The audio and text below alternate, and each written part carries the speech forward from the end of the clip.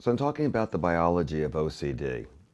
Again, I said it's a learned disorder and a biological disorder. So pretty much if you have OCD, you do have this biological problem. Now, like many biological problems, it is not always present. So sometimes it's there, sometimes it's not. The learn part, once you learn it, your form of OCD, somewhere early in your history where it just began, and for some of you it may be when you were 5, some people maybe it's when you're 18. But at that point, by the time you come to treatment, there's an entire learned OCD. And unfortunately, we don't actually have a way of telling the difference. Is this learning? Is this biology? We always know that there is learning there because you're coming in with the problem. The biology, is it active or not right now? We don't know. We do know that people with OCD will sometimes have better periods of life and worse periods. We suspect that the worst periods, the biology and the learning are going hand in hand, and that the better periods, the biology is lifted, but biology, just because the biology is lifted, it doesn't get rid of all the learned fears. Medication helps get the biology under control, so your brain is triggering less, but it's kind of like, the difference is I could be an alcoholic. And think of with or without medication. Without medication and without treatment, it's like I'm an alcoholic in a bar. It is really hard to resist alcohol. With medication, it's like I'm at home and there's no alcohol. Now, I'm still an alcoholic. I can go out. There are a lot of things I can do to get it. It's just a little bit harder. So medication is an important support. But again, one has to work on the learn part because medication, although it changes biology, it does not change learning.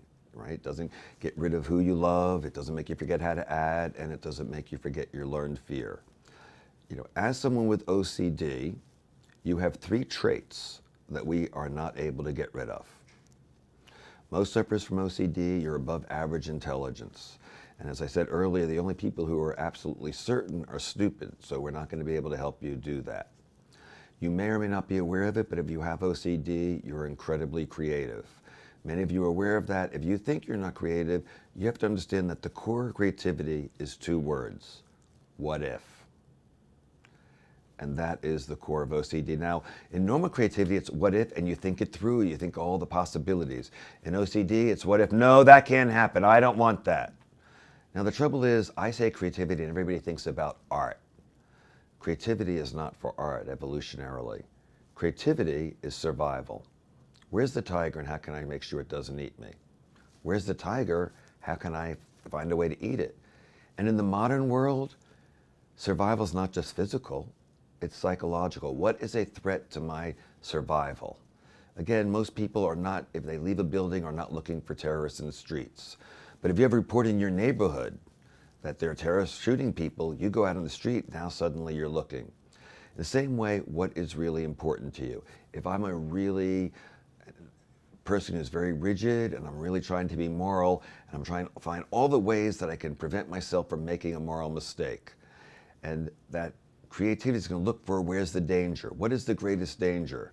And often we have parents who they want to protect your children. We can't always protect our children. Most of the time they survive mainly by luck. So we try, but there's not much we can do. And if my OCD hooks onto that, my creativity is going to find a number of ways to make me miserable. So I can be way overprotective of my child and not let them go anywhere. I can worry about them getting contaminated. But I might feel like I can act in my brain, because I'm not really thinking this through completely, but it's like, I think I can cover the environment. I've got all the dangers covered. And then I think of a great what if. What if I'm the danger to my child? What if I want to kill my child? What if I want to molest my child? How do I know I don't want to do that? I mean, I know I don't want to do that. I'm really sure I don't want to do that. But if I don't want to do that, why would I think of it? Maybe I really do want to do that, even though I'm pretty sure I don't want to do that, but I'm not really positive I don't want to do that. And the question goes on, and you try to find an answer, and there are multiple answers. You like to say, like, oh, I have OCD, so I won't do it, but maybe I'm the exception. Maybe I don't have OCD.